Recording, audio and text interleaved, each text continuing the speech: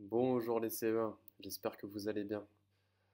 Alors, aujourd'hui, on va faire une nouvelle vidéo pour parler de la journée du lundi 27 avril.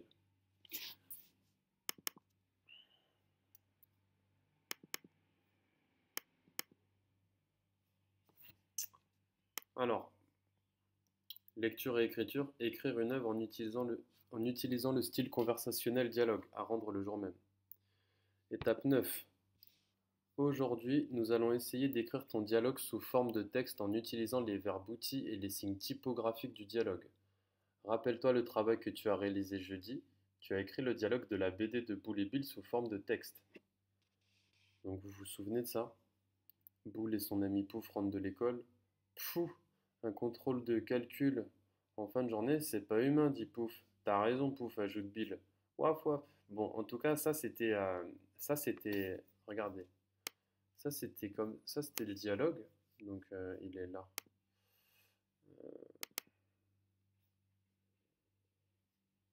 C'est celui-là, je crois. Voilà.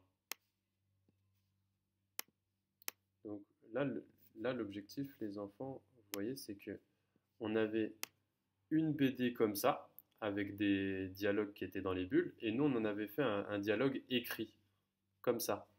Et du coup, soit les paroles sont dans des bulles, ou soit si c'est dans du dialogue écrit, comme cela, si c'est sous une forme de texte, pardon, de dialogue écrit. Là aussi, c'est écrit le dialogue. Mais pardon, si c'est sous forme de texte, du coup, il faut deux choses, les enfants. Il fallait des signes typographiques, première chose, et deuxième chose, il fallait des verbes outils. Les verbes outils, c'est des verbes synonymes du verbe dire. Dit, ajoute, s'excite, pense, s'écrit, euh, demande, etc. Enfin, vous voyez toute la liste de verbes outils qu'on avait mis dans le cahier d'écrivain, bah, c'est ces verbes-là qu'il fallait utiliser. Et du coup, vous avez pu mettre toute la bande dessinée sous forme de texte. Ça, c'est ce que vous aviez fait jeudi. Donc là, aujourd'hui, il va falloir récupérer la bande dessinée que vous avez écrite hier, dimanche 26. Donc, si vous regardez la vidéo ce soir, il va falloir récupérer la bande dessinée que vous avez écrite aujourd'hui. Donc, celle-là, sur le parapluie, elle est là.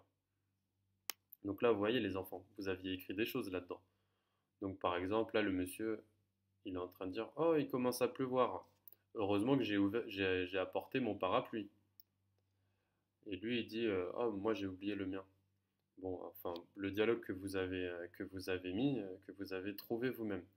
Donc il faudra prendre les répliques qui sont là-dedans et les mettre sous forme de texte. Donc pour cela, je rappelle, on a besoin du coup des, euh, des signes typographiques, donc les tirets, les guillemets, aussi la ponctuation, les points, point d'interrogation, point d'exclamation, qui sont dedans là, mais aussi les verbes outils.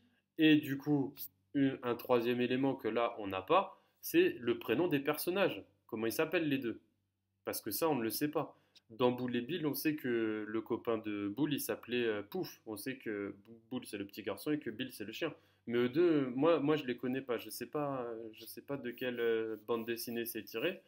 Donc, du coup, c'est à vous d'inventer les prénoms. Donc, on voit quand même que c'est deux hommes, d'accord? Donc, je sais pas, on pourrait les appeler par exemple Bill. Non, pas Bill, parce que on a déjà mis dans Bill, Boule et Bill. Bah, par exemple, Billy et Paul, d'accord? Ou Philippe et Martin, d'accord? Ou Jacques et Denis, d'accord?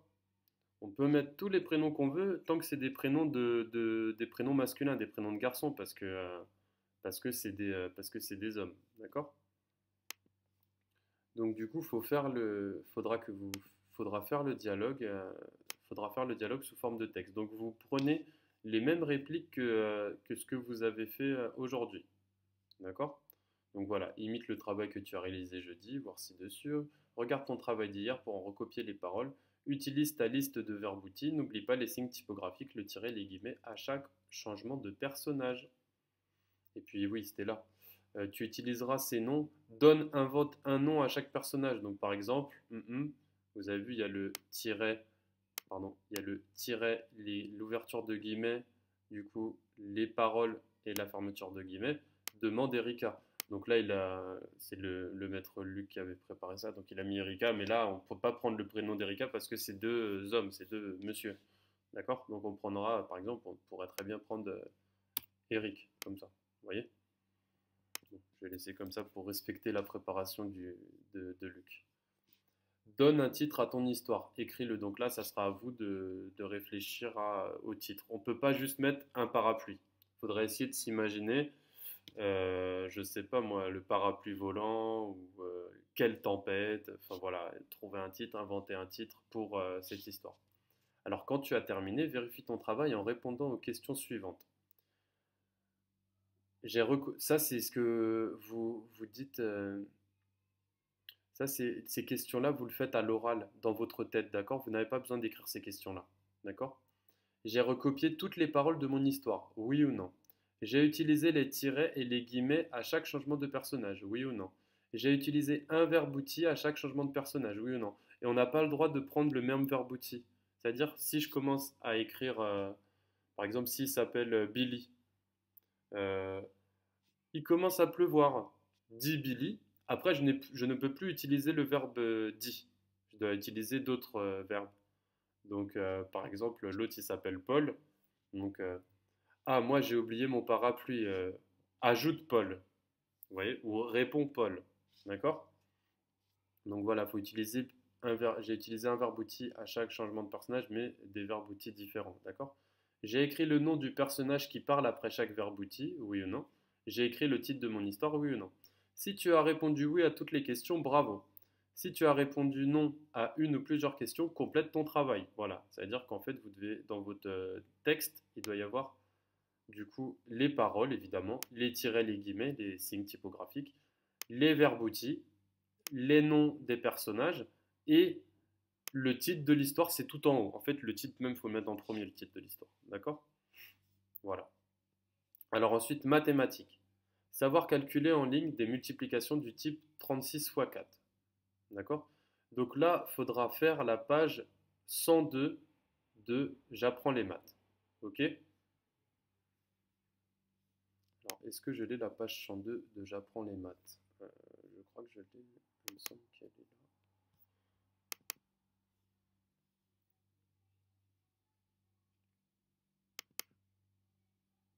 Oui, c'est celle-là.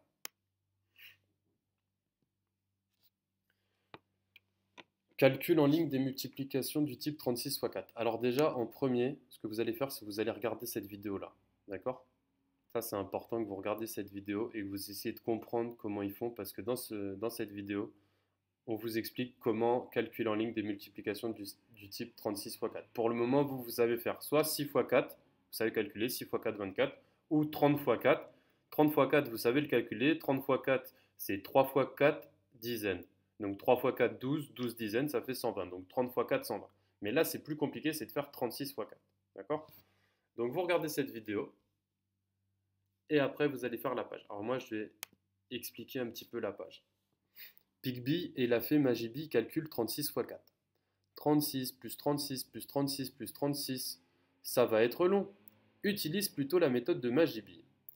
Donc Magibi, elle arrive. Donc là, vous voyez, il y a des schémas de 36 là. 36, une fois, deux fois, trois fois, quatre fois.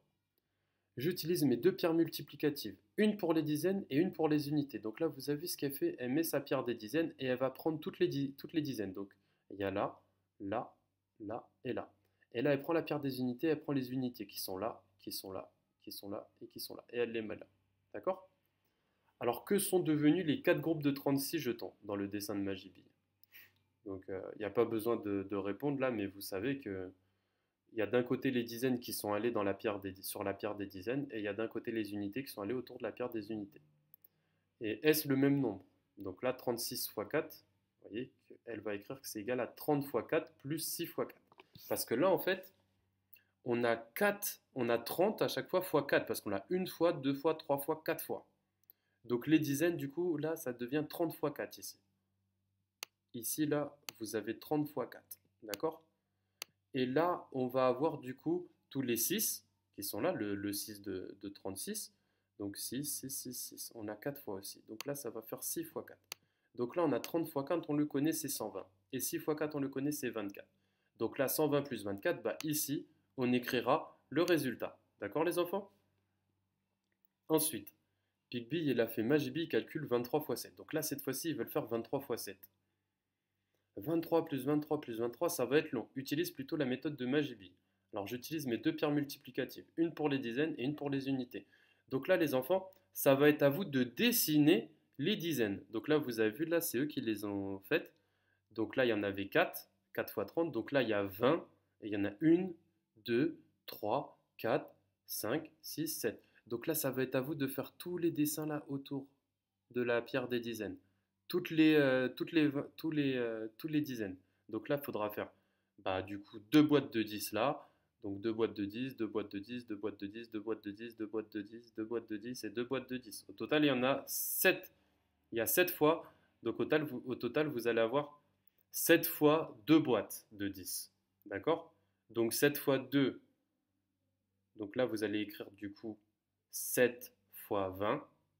D'accord? Et là, pour les unités, donc c'est 3 fois 7. Donc là, on aura 3, 3, 3, 3, 3, 3 et 3.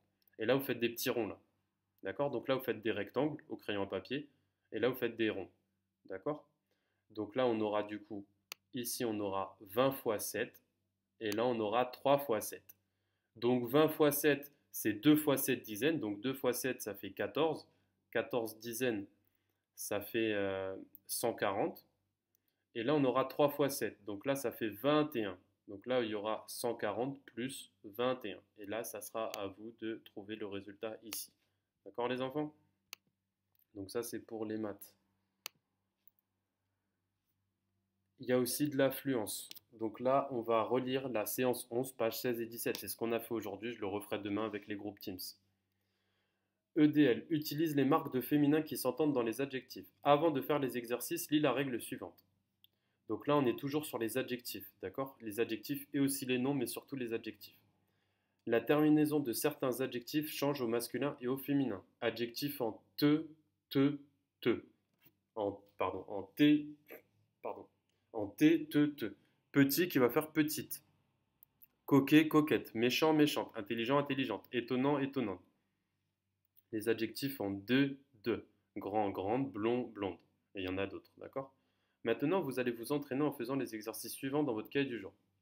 Donc là, en gros, dans le cahier du jour, ça je vais faire comme ça pour... je vais le mettre comme ça plutôt, attendez. Dans le cahier du jour, en fait, vous écrivez la date, évidemment. Vous écrivez EDL, d'accord? Ou étude de la langue, c'est encore mieux. Et après, vous écrivez vous soulignez en rouge, vous écrivez la consigne. Là. Complète ces groupes nominaux en mettant l'adjectif au féminin. Un temps froid, ça fera une journée froide. Donc là, à la place des tirets, il faudra écrire froide. Et on recopie tout ça. On recopie tout ça. Je veux pas, parce qu'il y a des petits malins qui vont juste écrire froide. Non. Vous prenez le temps d'écrire tout ça. C'est important. D'accord? Un arbre vert, ça fera une plante verte. Un film court, une série courte. Et on fait pareil pour les autres. D'accord? Alors, ce petit et blond garçon, cette petite et blonde fille. J'aurais plutôt, je vais le modifier, je vais le mettre là, moi, franchement. Alors, CTRL X, on va faire comme ça, voilà. Ce garçon petit et blond, et là on va mettre ici, cette fille petite et blonde, voilà. Comme ça, vous allez recevoir quelque chose, c'est un peu mieux dit, je trouve. D'accord? Alors ensuite, observe ce dessin, puis écris une phrase en utilisant un ou deux adjectifs au féminin. Donc là, regardez. Vous avez un dessin, et là, du coup, il faudra écrire une phrase qui utilise un ou deux adjectifs. D'accord? Donc il y a un garçon, il y a une fille, ils sont en train de jouer avec une voiture. D'accord? On peut mettre un peu plus gros là, il y a un petit garçon qui saute, il y a une fille qui saute. Ce que vous voyez aussi, il y a un sapin, il y a donc ça c'est une attraction, d'accord? D'accord? Donc on pourrait par exemple dire, bah, je sais pas moi, la voiture, est-ce qu'elle est grande, est-ce qu'elle est petite? D'accord? L'herbe, d'accord? Est-ce qu'elle est verte, est-ce qu'elle est verte?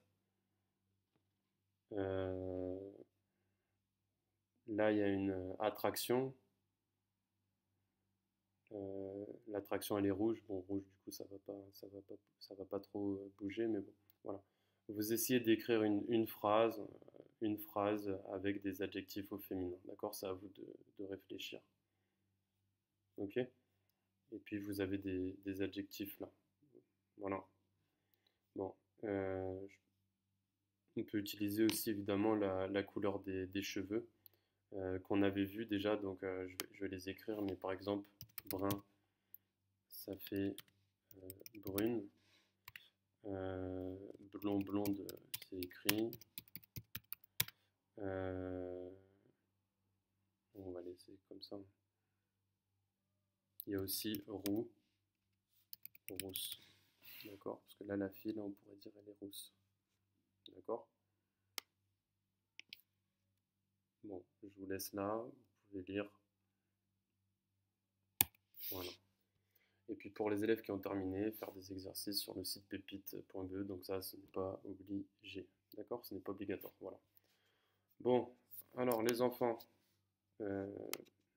les enfants, je vous laisse. De toute façon, je serai là demain pour vous expliquer encore une fois. Et puis cette vidéo, elle est importante si jamais vous ne comprenez pas. C'est toujours bien de regarder, d'essayer de comprendre, comme ça vous pouvez comprendre en avance. Voilà.